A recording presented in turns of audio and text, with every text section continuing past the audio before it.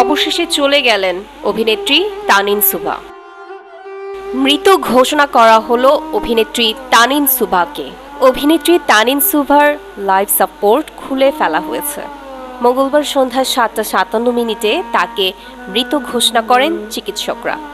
মাত্র 30 বছর বয়সেই চলে গেলেন এই অভিনেত্রী। গত 3রা জুন মধ্যরাতে ধানমন্ডির একটি বেসরকারি হাসপাতালে ভর্তি করা হয় তাকে। মঙ্গলবার দুপুর থেকে হাসপাতালে অবস্থান করছিলেন অভিনেত্রীর পরিবারের সদস্যরা। থেকে দুঃখ প্রকাশ করতে দেখা যাচ্ছিল সুভার মাকে। তার পাশে বসে সান্ত্বনা দিচ্ছিলেন অভিনেতা জয় চৌধুরী। ঠিক বিকেলে অভিনেত্রী মুক্তি ও শিরিন শিলাকেও দেখা যায় সেখানে। নির্দিষ্ট বিরতিতে হাসপাতালের হিসাব বিভাগ থেকে একজন প্রতিনিধি এসে যোগাযোগ করছিলেন। প্রায় 1 সপ্তাহ লাইফ সাপোর্টে থাকা সুভার মোটা অঙ্কের বিল পরিশোধের তাগাদা দিচ্ছিলেন তারা। পরিবার অপেক্ষা করছিলেন সুভার স্বামী জাহিদুর রহমানের জন্য।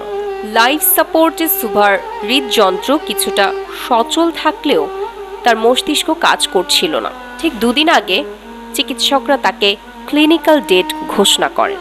তবে লাইফ সাপোর্ট খুলে নেওয়ার জন্য সুভার স্বামীর অনুমতির অপেক্ষায় ছিলেন সবাই। পরে পারিবারিক সিদ্ধান্তেই লাইফ সাপোর্ট খোলা হয় মঙ্গলবারে। পারিবারিক সূত্রে জানা গেছে, আগামীকাল বুধবার ফজরের নামাজের পর জানাজা শেষে সুভাকে মাদারীপুরের কালকিনি উপজেলার মোল্লারহাটে তার গ্রামের বাড়িতে দাফন করা হবে। গত 2রা জুন হঠাৎ অসুস্থ হয়ে পড়েন সুভা। আফতাবনগরের বাসার কাছে একটি ক্লিনিকে প্রাথমিক চিকিৎসা নিয়ে বাসায় ফেরেন তিনি। সেই সন্ধ্যায় আবারও অসুস্থ বোধ করলে তাকে বনশ্রীর একটি হাসপাতালে নিবিড় পরিচর্যা কেন্দ্রে রাখা হয়। অবস্থার অবনতি ঘটলে চিকিৎসকরা হাসপাতাল বদলের পরামর্শ দেন। পরে প্রায় মধ্যরাতেই সুভাকে ধানমন্ডির একটি বেসরকারি হাসপাতালে নেওয়া হয়। বিজ্ঞাপন চিত্রের মধ্য দিয়ে কাজের শুরুটা করেন তিনি। অনেক নাটক সিনেমাতেও অভিনয় করেছেন ইতোমধ্যেই। মাটির পরি দিয়ে বড় পর্দায় অভিষেক হয় তার। পরে আরও বেশ কিছু সিনেমাতেও নাম লেখান তিনি। শুটিং শেষ করে মুক্তির অপেক্ষায় রয়েছে তার বেশ কিছু সিনেমা।